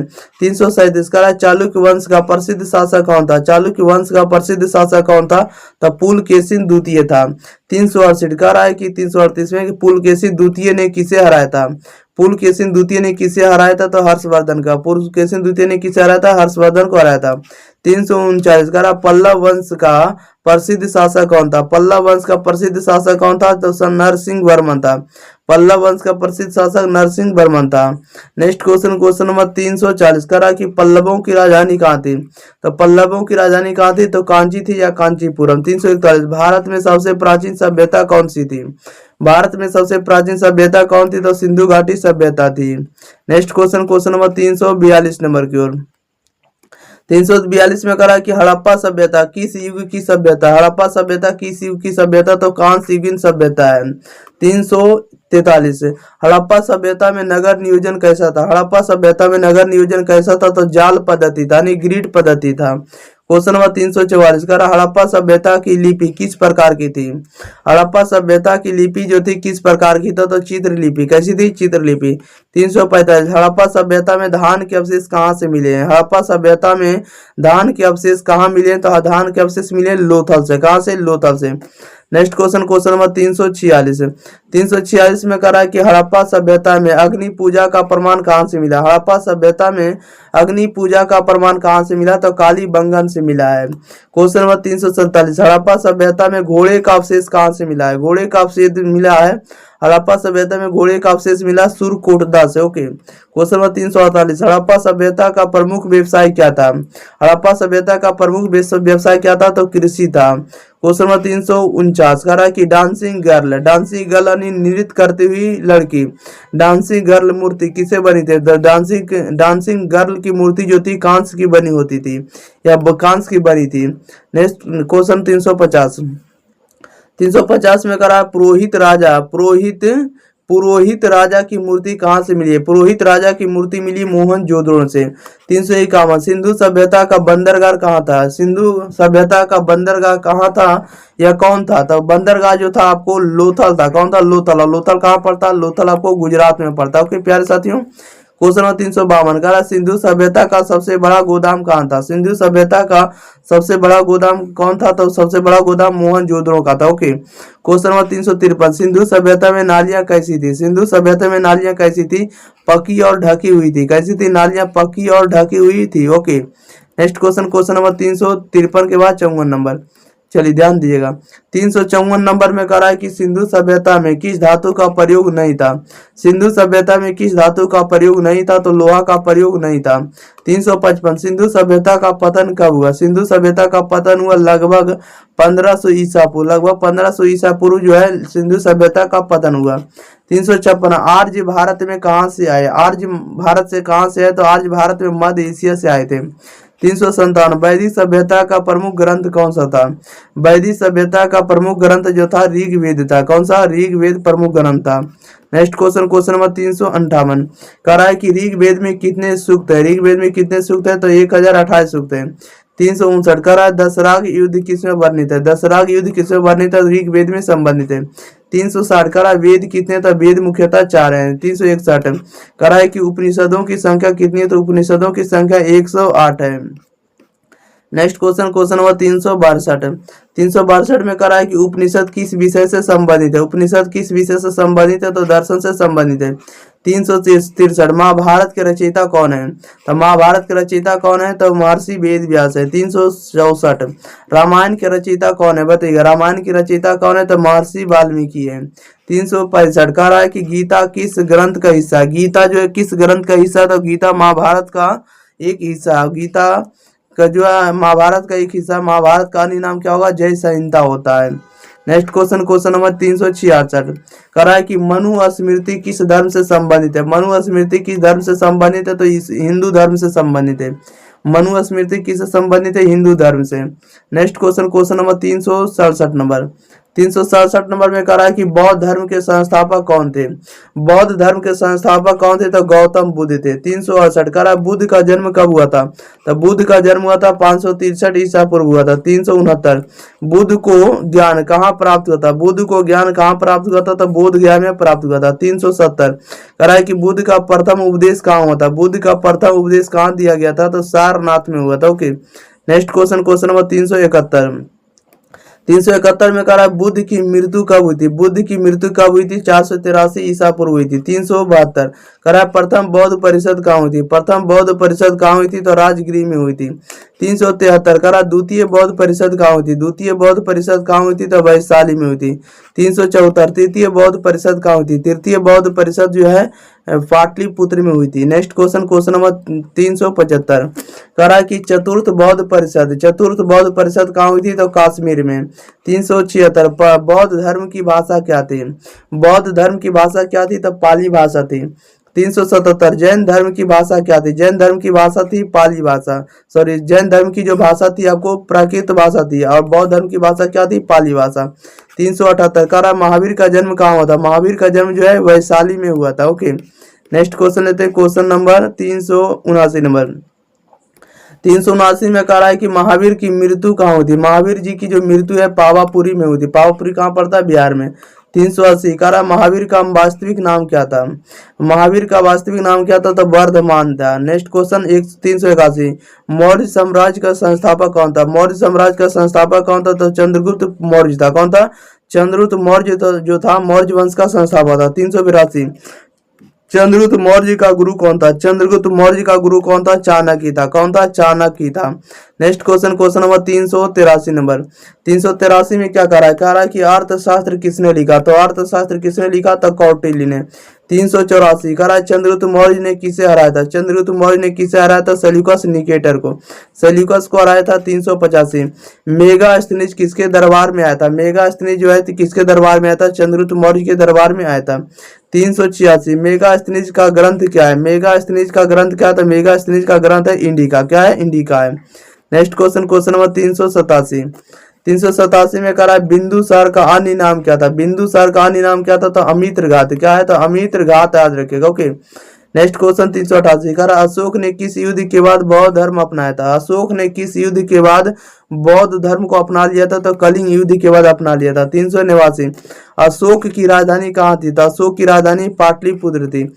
अब पाटलिपुत्र किसका पुराना नाम है, तो पटना का पुराना नाम है। 390 अशोक के अभिलेख किस भाषा में मिलते हैं। तो अशोक के जो अभिलेख है किस भाषा में देखने को मिलते हैं, तो प्राकृत भाषा में मिलते हैं। नेक्स्ट क्वेश्चन नंबर 391 नंबर में कह रहा है कि अशोक का सिंह स्तंभ कहाँ है। अशोक का सिंह स्तंभ कहाँ, तो सारनाथ में स्थित है। 392 करा गुप्त वंश का संस्थापक कौन था? तो गुप्त वंश का संस्थापक कौन था? तो श्री गुप्त था। 393 करा गुप्त काल का स्वर्ण युग किसे कहा जाता है? तो गुप्त वंश का गुप्त काल का स्वर्ण युग किसे कहा जाता है? तो गुप्त काल का स्वर्ण युग कहा जाता है तो चंद्रगुप्त द्वितीय विक्रमादित्य के काल को, चंद्रगुप्त द्वितीय विक्रमादित्य के काल को गुप्त वंश का स्वर्ण युग कहा जाता है। 394 नंबर में प्यारे साथियों ध्यान दिएगा। 394 नंबर में क्या करा है? 394 में करा कि कालिदास किसके दरबार में थे? कालिदास किसके दरबार में रहते थे? विक्रमादित्य के दरबार में। 395 आर्यभट्ट किस काल में हुए थे? आर्यभट्ट जो है किस काल में हुए थे? तो गुप्त काल में हुए थे। 396 करा कि नालंदा विश्वविद्यालय की स्थापना किसने की? तो नालंदा विश्वविद्यालय को स्थापित करने का श्रेय किसे जाता है? कुमार गुप्त को जाता है। नालंदा विश्वविद्यालय को किसने स्थापना किया है? तो कुमार गुप्त ने। 397 हर्षवर्धन किस वंश का शासक था? हर्षवर्धन किस वंश का शासक था? तो पुष्पभूति वंश का शासक था। 300 आपको बताने जा रहे हैं 397, ठीक है। हर्षवर्धन किस वंश का शासक था? तो पुष्पभूति वंश का शासक था। 398 हर्षवर्धन की राजधानी कहाँ था? हर्षवर्धन की राजधानी कहाँ थी? हर्षवर्धन की राजधानी कन्नौज थी। 399 करा हर्षवर्धन के दरबार का कवि कौन था? हर्षवर्धन के दरबार का कवि था कौन था? वानभट्ट था। हर्षवर्धन के दरबार का कवि वानभट्ट था। 400 नंबर क्वेश्चन नंबर 400 में कह रहा है कि हर्षवर्धन किसकी जीवनी थी? हर्षवर्धन किसकी जीवनी है? तो हर्षवर्धन किसकी जीवनी है? तो हर्षचरित जो है किसकी जीवनी है? तो हर्षचरित जो है जीवनी हर्षवर्धन राजा का। ओके, हर्षवर्धन जो सम्राट था उसकी जीवनी है हर्षचरित में। 401 में लेते हैं, कह रहा है कि चोलों की राजधानी कौन सी थी? चोलों की राजधानी कौन सी थी? तो चोलों की राजधानी तंजावुर थी। कौन थी? तंजावुर जो थी चोलों की राजधानी थी। क्वेश्चन नंबर 402 में कह रहा है कि चोलों ने किस समुद्र में अपना प्रभुत्व स्थापित किया था? तो चोलों ने किस समुद्र में अपना प्रभुत्व स्थापित किया था? तो बंगाल की खाड़ी में अपना प्रभुत्व स्थापित करने वाले कौन है समुद्र में? तो चोल शासक है। क्वेश्चन नंबर 403 में करा चोल शासक राज प्रथम की उपाधि क्या थी? चोल शासक राज प्रथम की उपाधि क्या थी? तो महान चोल था। क्या था? महान चोल रखने वाले शासक कौन थे? उपाधि तो राज प्रथम थे। Next question number 404। चलिए 404 नंबर में ध्यान दिएगा। 404 में कह रहा है कि राज प्रथम का प्रसिद्ध मंदिर कौन सा है? राज प्रथम का प्रसिद्ध मंदिर कौन सा है? तो बृहदेश्वर मंदिर है। कौन है? बृहदेश्वर मंदिर, जो कि कहाँ? तंजावुर में है, या तंजावुर में। ओके, 405 में कह रहा है कि बृहदेश्वर मंदिर किसके द्वारा बनाया गया था? बृहदेश्वर मंदिर किसके द्वारा बनाया गया था? राज चोल प्रथम के द्वारा बनाया गया था। 406 कह रहा है कि चोल शासक राजेंद्र चोल ने किस पर विजय पाई थी? चोल शासक राजेंद्र चोल ने किस शासक पर विजय पाई थी? किस पर विजय पाई थी? तो श्रीलंका पर विजय पाई थी। Next question number 407। 407 में कह रहा है कि चोलों की नौसेना का उल्लेख किस यात्री ने किया? चोलों की नौसेना का उल्लेख किस यात्री ने किया? तो अलबरूनी ने किया है। क्वेश्चन नंबर 408 कह रहा है कि चोल साम्राज्य के अंत में किस वंश का उदय हुआ? चोल साम्राज्य के अंत में किस वंश का उदय हुआ? तो पांड्य वंश का उदय हुआ। किस वंश का? पांड्य वंश का उदय हो गया। क्वेश्चन नंबर 409 कह रहा है पल्लवों की राजधानी कौन सी थी? पल्लवों की राजधानी कौन सी थी? पल्लवों की राजधानी कांचीपुरम थी। क्या थी? कांचीपुरम। Next question number 410। 410 में कह रहा है कि पल्लव शासक महेंद्र वर्मन किस कला के संरक्षक थे? पल्लव शासक महेंद्र वर्मन किस कला के संरक्षक थे? तो शिल्प कला के संरक्षक थे। 411 कह रहा पल्लव शासक नरसिंह वर्मन प्रथम की उपाधि क्या थी? पल्लव शासक नरसिंह वर्मन प्रथम की उपाधि क्या थी? तो महामल थी। क्या थी? महामल। क्वेश्चन नंबर 412 महाबलीपुरम का नाम किस शासक से जुड़ा हुआ है? महाबलीपुरम का नाम किस शासक से जुड़ा हुआ? तो नरसिंह वर्मन से जुड़ा हुआ। किससे जुड़ा हुआ है? महाबलीपुरम का जो शासक है किसे? नरसिंह वर्मन से जुड़ा हुआ है। नेक्स्ट क्वेश्चन नंबर 413 कह रहा है कि महाबलीपुरम में सप्तरथ क्या है? तो सप्तरथ किसके उदाहरण है? महाबलीपुरम में सप्तरथ जो है किसके उदाहरण है? तो शिल्प वास्तुकला के उदाहरण है। 414 में कह रहा है पल्लवों ने किस लिपि का प्रयोग किया? पल्लवों ने किस लिपि का प्रयोग किया? तो ग्रंथ लिपि का प्रयोग किया। 415 सातवाहन वंश की राजधानी कहाँ थी? तो प्रतिष्ठान थी, यानी प्रतिष्ठान या Paithan. Okay, next question number 416। चलिए ध्यान दीजिएगा 416 में क्या कर रहा है। 416 में कह रहा है कि सातवाहन वंश का संस्थापक कौन था? सातवाहन वंश का संस्थापक जो था शालिवाहन था, यह सिमुक था। कौन था? सातवाहन वंश का संस्थापक या फाउंडर तो सिमुक था। 417 में करा सातवाहन वंश करा कि सातवाहन शासक गौतमी पुत्र सातकर्मी किसे हराया था? तो शक नहपान को हराया था। करा कि सातवाहन शासक गौतमी पुत्र सातकर्णी ने किसे हराया था? तो शक नहपान को हराया था। 418 करा कि सातवाहन शासकों ने किस भाषा को संरक्षण दिया? सातवाहन शासकों ने किस भाषा को संरक्षण दिया? तो प्राकृत भाषा को संरक्षण दिया। नेक्स्ट क्वेश्चन नंबर 419 में करा कि सातवाहन काल में गाथा सप्तशती किसकी रचना है? तो हाल की रचना है। 420 में करा कि कुषाण वंश का सबसे महान शासक कौन था? कुषाण वंश का सबसे महान शासक जो था कनिष्क था। 421 करा कनिष्क की राजधानी कहाँ थी? कनिष्क की राजधानी जो थी पुरुषपुर थी। कौन थी? पुरुषपुर, जिसको पेशावर कहते हैं। क्वेश्चन नंबर 422 में करा है कि कनिष्क किस धर्म का संरक्षक था? कनिष्क जो था किस धर्म का संरक्षक था? बौद्ध धर्म का संरक्षक था। बौद्ध धर्म यानी वो महायान शाखा से जुड़े थे। 423 में करा कि चतुर्थ बौद्ध परिषद का आयोजन किसने किया था? चतुर्थ बौद्ध परिषद का आयोजन किसने किया था? कनिष्क ने किया था। 424 चौथी बौद्ध परिषद कहाँ हुई थी? चौथी बौद्ध परिषद कहाँ हुई थी? कश्मीर में हुई थी। 425 करा चौथी बौद्ध परिषद के अध्यक्ष कौन थे? चौथी बौद्ध परिषद के अध्यक्ष कौन थे? वसुबंधु थे। कौन थे? वसुबंधु या वसुमित्र जिसको कहते हैं।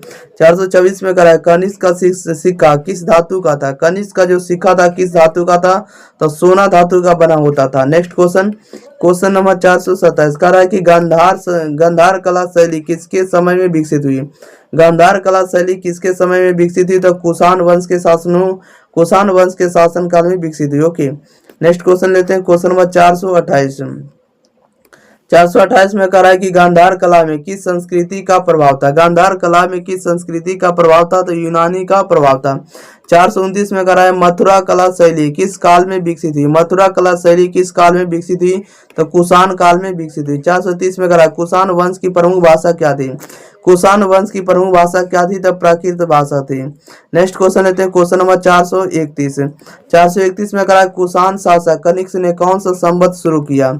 कुषाण शासक कनिष्क ने कौन सा संवत शुरू किया? तो शक संवत को शुरू किया। 432 कहा कि शक संवत कब से शुरू होता है? शक संवत कब से शुरू होता है? तो 78 ईस्वी से शुरू होता है। 433 कहा कि यवन आक्रमणकारी मेनांडर को किसने हराया था? यवन आक्रमणकारी मेनांडर को किसने हराया था? तो नागसेन ने हराया था। किसने हराया था? नागसेन ने। और नागसेन ने हराया था। ये उल्लेख कहाँ मिलता है? तो मिलिंद पन्हो ग्रंथ में उल्लेख मिलता है। मिलिंद पन्हो ग्रंथ में इसका उल्लेख मिलता है। ओके, नेक्स्ट क्वेश्चन नंबर लेते हैं हम लोग 434 नंबर। 434 में करा है मिलिंद पन्हो किस भाषा में लिखा गया था? मिलिंद पन्हो जो बुक है एक किस भाषा में लिखा गया था? तो पाली भाषा में लिखा गया। 435 शुंग वंश की स्थापना किसने की? तो शुंग वंश की स्थापना की आपको पुष्यमित्र शुंग ने। 436 पुष्यमित्र शुंग ने किसके सेनापति थे? पुष्यमित्र शुंग किसके सेनापति थे? तो मौर्य सम्राट वीरदत्त के सेनापति थे। मौर्य सम्राट वीरदत्त के सेनापति कौन थे? पुष्यमित्र शुंग। ओके, याद रखिएगा। नेक्स्ट क्वेश्चन नंबर 437 कह रहा है कि पुष्यमित्र शुंग ने किसकी हत्या कर नए वंश की नींव डाली थी? तब वीरदत्त ने। किसने? वीरदत्त जिसको कहते हैं। 438 में कह रहा है शुंग काल में कौन सा स्तूप पुनर्निर्मित हुआ? बताइएगा। कह रहा है शुंग काल में कौन सा स्तूप पुनर्निर्मित हुआ? तो सांची का स्तूप पुनर्निर्मित हुआ। 439 कह रहा है शुंग वंश का अंत कब हुआ? शुंग वंश का अंत कब हुआ? 73 ईसा पूर्व में अंत हो गया शुंग वंश का। नेक्स्ट क्वेश्चन लेते हैं 440 नंबर। 440 नंबर में कह रहा है कि कन्नव वंश की स्थापना किसने की? तो कन्नव वंश की स्थापना किसने की? तो वासुदेव ने। किसने की? तो कन्नव वंश की स्थापना वासुदेव ने की है। नेक्स्ट क्वेश्चन लेते हैं। Question number 441 number. 441 में कह रहा है कि कन्नव वंश का अंतिम शासक कौन था? तो कन्नव वंश का अंतिम शासक कौन था? तो सुशर्मा था। क्या था? सुशर्मा। क्वेश्चन नंबर 442 कह रहा है कि आंध्र को कहते हैं सातवाहन वंश के सबसे महान शासक कौन थे?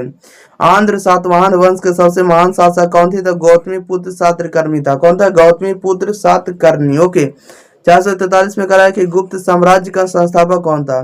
तो गुप्त साम्राज्य का संस्थापक जो था श्रीगुप्त था। नेक्स्ट क्वेश्चन, क्वेश्चन नंबर 441 कह रहा है कि गुप्त साम्राज्य का वास्तविक संस्थापक कौन था। गुप्त साम्राज्य का वास्तविक संस्थापक कौन था, तो चंद्रगुप्त प्रथम था। 445 में कह रहा है चंद्रगुप्त प्रथम ने किसे विवाह किया था। चंद्रगुप्त प्रथम ने किसे विवाह किया था, तो लिच्छवी राजकुमारी कुमारा देवी से। किसे, लिच्छवी राजकुमारी कुमार देवी से किया था, कुमार देवी का दिया, ठीक है। लिच्छवी राजकुमारी कुमार देवी से विवाह किसने किया था, चंद्रगुप्त प्रथम ने। 446 में कह रहा है गुप्त साम्राज्य की राजधानी कौन सी थी, तो गुप्त साम्राज्य की राजधानी थी पाटलिपुत्र। क्या थी, Pataliputra. Next question, question number 447 कह रहा है कि समुद्रगुप्त की जानकारी किससे मिलती है। समुद्रगुप्त की जानकारी किससे मिलती है, तो प्रयाग प्रशस्ति से मिलती है। प्रयाग प्रशस्ति प्राग प्रशस्ति उल्लेख से किसकी जानकारी मिलती है, तो समुद्रगुप्त की जानकारी मिलती है। क्वेश्चन नंबर 448 कह रहा है कि प्राग प्रशस्ति किसने लिखी है, तो प्राग प्रशस्ति को लिखने वाले कौन है, तो हरिसेन है। 449 में समुद्रगुप्त को किस उपाधि से जाना जाता है। समुद्रगुप्त को किस उपाधि से जाना जाता है, तो भारतीय नेपोलियन। भारतीय नेपोलियन के रूप में किसको जाना जाता है, समुद्रगुप्त को जाना जाता है। 450 में कह रहा है कि चंद्रगुप्त द्वितीय का अन्य नाम क्या था, तो चंद्रगुप्त द्वितीय का अन्य नाम जो था विक्रमादित्य था। क्या था, विक्रमादित्य। 451 कह रहा है कि विक्रमादित्य के दरबार में कितने रत्न थे। विक्रमादित्य के दरबार में कितने रत्न थे, तो 9 रत्न थे। 452 कह रहा है कालिदास किसके दरबार में थे। कालिदास किसके दरबार में थे, चंद्रगुप्त द्वितीय के दरबार में। कालिदास किसके दरबार में रहते थे, चंद्रगुप्त द्वितीय के दरबार में। नेक्स्ट क्वेश्चन, क्वेश्चन नंबर 453 में कह रहा है कि आर्यभट्ट किस काल का खगोल शास्त्री था। आर्यभट्ट किस काल का खगोल शास्त्री था, तो गुप्त काल का था। 454 में कह रहा है आर्यभट्ट की प्रसिद्ध रचना कौन सी है। आर्यभट्ट की प्रसिद्ध रचना कौन सी है, तो आर्यभट्टियम है। कौन है, आर्यभट्टियम। 455 में कह रहा है वराहमिहिर किस ग्रंथ का लेखक था। वराहमिहिर किस ग्रंथ का लेखक था, तो बृहत संहिता का है। किसका, वराहमिहिर जो है बृहत संहिता का लेखक था। Okay, next question, question number लेते हैं 456 नंबर की ओर।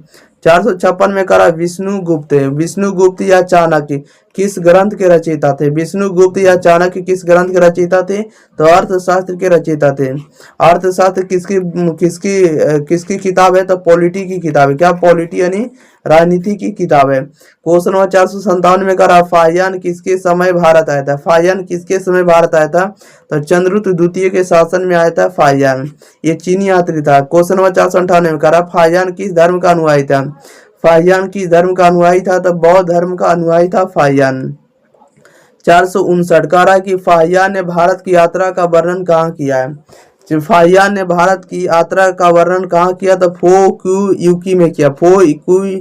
फोक्यूकी में की है। ओके, क्वेश्चन नंबर 460 में करा गुप्त काल को किस युग के रूप में जाना जाता है, बताइएगा। गुप्त काल को किस युग के रूप में जाना जाता है, तो स्वर्ण युग के रूप में जाना जाता है। 461 करा हर्षवर्धन किस वंश से संबंध था, बताइए। हर्षवर्धन किस वंश से था, तो पुष्पभूति वंश से था। 462 में करा हर्षवर्धन की राजधानी कहाँ थी। हर्षवर्धन की राजधानी कहाँ थी, कन्नौज थी। नेक्स्ट क्वेश्चन, क्वेश्चन नंबर 463 में करा कि हर्षचरित के लेखक कौन थे। हर्षचरित के लेखक कौन थे, तो वानभट्ट थे। 464 में करा हर्ष ने बौद्ध धर्म की शाखा को अपनाया, बताइएगा। हर्ष ने बौद्ध धर्म की शाखा को अपनाया था, तो हर्ष ने अपनाया था महायान शाखा को। महायान मतलब बड़ी शाखा को अपनाया था बौद्ध धर्म। ओके, हर्ष ने। क्वेश्चन नंबर 465 करा हेन सम किसके समय भारत आया था। हेन सम किसके समय भारत आया था, तो हर्षवर्धन के समय में भारत आया था। 466 हेन सम का मूल देश कौन सा था, बताइए। हेन सम जो था किस देश का मूल निवासी था, तो चीन का मूल निवासी था हेन सम। 467 में करा नालंदा विश्वविद्यालय की स्थापना किसने की। नालंदा विश्वविद्यालय की स्थापना करने वाले कौन है, तो कुमार गुप्त हैं। कौन है, कुमार गुप्त जो नालंदा विश्वविद्यालय की स्थापना की है। अगला कह रहा है कि नालंदा विश्वविद्यालय को किसने जलाया था। नालंदा विश्वविद्यालय को जलाया था बख्तियार खिलजी ने। ओके, बख्तियार खिलजी ने जलाया था। बख्तियार खिलजी ने जलाया था नालंदा विश्वविद्यालय को। 469 में करा विक्रम संवत किसके द्वारा शुरू किया गया। विक्रम संवत किसके द्वारा शुरू किया गया, तो विक्रमादित्य के द्वारा शुरू किया गया। 470 में करा विक्रम संवत कब शुरू हुआ। विक्रम संवत शुरू हुआ 57 ईसा पूर्व में। 471 में करा शक संवत किसके द्वारा शुरू किया गया। शक संवत किसके द्वारा शुरू किया गया, तो कनिष्क के द्वारा शुरू किया गया। नेक्स्ट क्वेश्चन लेते हैं, क्वेश्चन नंबर 472 नंबर की ओर। 472 में क्या कह रहा है, कह रहा है कि शक संवत कब शुरू हुआ, तो शक संवत शुरू हुआ 78 ईस्वी में। 473 में कह रहा है कि गुप्त साम्राज्य का पतन कब हुआ। गुप्त साम्राज्य का पतन कब हुआ, 550 ईस्वी में। 474 में करा हर्षवर्धन की मृत्यु कब हुई थी, बताइएगा। हर्षवर्धन की मृत्यु हुई थी 647 ईस्वी में। 475 में करा बौद्ध धर्म की पहली परिषद कहाँ हुई, बौद्ध धर्म की पहली परिषद कहाँ हुई, तो राजगिरी में। कहाँ हुई थी, राजगिरी में। नेक्स्ट क्वेश्चन, क्वेश्चन नंबर 476 कह रहा है कि बौद्ध धर्म की दूसरी परिषद कहाँ हुई थी, बौद्ध धर्म की दूसरी परिषद हुई थी वैशाली में। कहाँ हुई थी, वैशाली में। नेक्स्ट क्वेश्चन, क्वेश्चन नंबर 477 बौद्ध धर्म की तीसरी परिषद कहाँ हुई थी, बताइएगा। बौद्ध धर्म की तीसरी संगीति जो है, तीसरी सम्मेलन जो है कहाँ हुआ था, तब पाटलिपुत्र में हुआ था। ओके। 478 में कहा बौद्ध धर्म की चौथी परिषद कहाँ हुई थी, बौद्ध धर्म की चौथी परिषद हुई थी कश्मीर में। 479 में कहा जैन धर्म का प्रथम तीर्थंकर कौन था, बताइएगा। जैन धर्म का प्रथम तीर्थंकर कौन था, तो ऋषभ देव था। 480 में कहा जैन धर्म का 24वां तीर्थंकर कौन था, जैन धर्म का 24वें तीर्थंकर और अंतिम तीर्थंकर आपको महावीर जी हुए। कौन हुए, महावीर हुए, याद रखिएगा, जिनको वर्धमान कहते हैं, बचपन का नाम वर्धमान था। नेक्स्ट क्वेश्चन, क्वेश्चन नंबर 481 कह रहा है कि महावीर का जन्म कहाँ हुआ था, महावीर का जन्म कहाँ हुआ था, वैशाली में हुआ था। क्वेश्चन नंबर 482 कहा महावीर की मृत्यु कहाँ हुई थी, महावीर की मृत्यु कहाँ हुई थी, तो पावापुरी में हुई थी। 483 महावीर ने कितने वर्ष तपस्या की, महावीर ने कितने वर्ष तपस्या किए थे, तो 12 वर्ष की तपस्या किए थे। नेक्स्ट क्वेश्चन, क्वेश्चन नंबर 484 में कह रहा है कि महावीर को ज्ञान कहाँ प्राप्त हुआ था, महावीर को ज्ञान कहाँ प्राप्त हुआ था, तो ऋजुपालिका नदी के किनारे। कहाँ हुआ था, ऋजुपालिका नदी के किनारे महावीर को ज्ञान प्राप्त हुआ था। 485 में कहा बुद्ध का जन्म कहाँ हुआ था, बुद्ध का जन्म कहाँ हुआ था, तो लुम्बिनी में इनका जन्म हुआ था। 486 में कहा बुद्ध का जन्म कब हुआ था, बुद्ध का जन्म हुआ था 563 ईसा पूर्व में। 487 में कहा बुद्ध का ज्ञान प्राप्त स्थल कौन सा है, बुद्ध का ज्ञान प्राप्त स्थल कौन सा है, तो बोध गया है। कौन सा है, तो बोध गया है। नेक्स्ट क्वेश्चन, क्वेश्चन नंबर 488 में कह रहा है बुद्ध का प्रथम उपदेश कहाँ हुआ, बुद्ध का प्रथम उपदेश कहाँ हुआ था, सारनाथ में हुआ था। 489 में कह रहा बुद्ध की मृत्यु कहाँ हुई थी, बुद्ध की मृत्यु कहाँ हुई थी, तो कुशीनगर में हुई थी। नेक्स्ट क्वेश्चन, क्वेश्चन नंबर लेते हैं 490 नंबर। 490 में कह रहा है बुद्ध की मृत्यु कब हुई थी, बताइएगा। बुद्ध की मृत्यु कब हुई थी, 483 ईसा पूर्व में। 491 में कह रहा है कि अशोक ने किस युद्ध के बाद बौद्ध धर्म ग्रहण किया था, बताइएगा। अशोक ने किस युद्ध के बाद बौद्ध धर्म को ग्रहण कर लिया था, कलिंग युद्ध के बाद। किस युद्ध के बाद, कलिंग युद्ध के बाद अशोक ने बौद्ध धर्म को ग्रहण कर लिया था।